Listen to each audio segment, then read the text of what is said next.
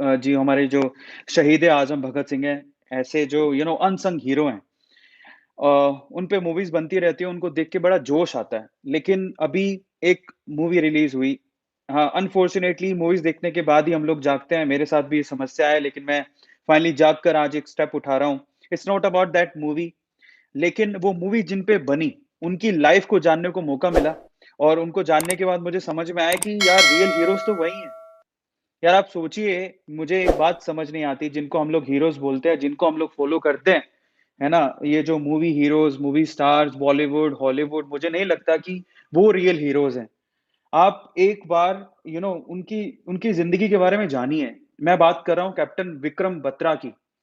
1999 में जो कारगिल का वॉर हुआ था, उसमें उनकी शहादत हुई थी और उन्होंने जो पराक्रम दिखाया था, जिसकी वजह से हमने हमारी ज़मीन जिस पे कब्ज़ा हो गया था, उसको हमने छुड़वाया था।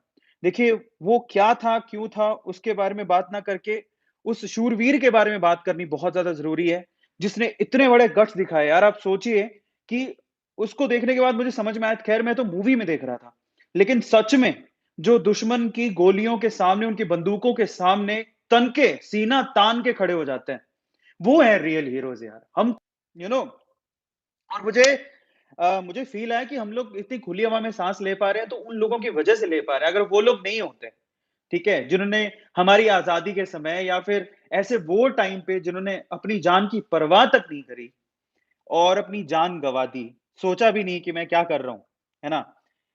फैमिली, परिवार, अ, घर पे सदस्य हैं, सबको भूल के उसने अपने देश को, भारत माता को अपनी माँ माना और उसके लिए अपनी जान दे दी। हँसते-हँसते शहीद हो गए।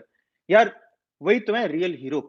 मुझे ऐसा लगता है कभी-कभार कि हमारे देश में अगर वाक़ई में सॉरी मैं थोड़ा इमोशनल हो रहा हूँ।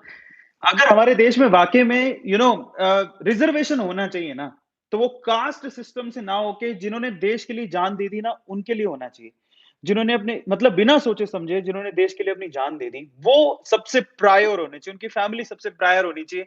उनको जितनी सुविधाएँ हम लोग दें, उतना कम है, मुझे ऐसा लगता है।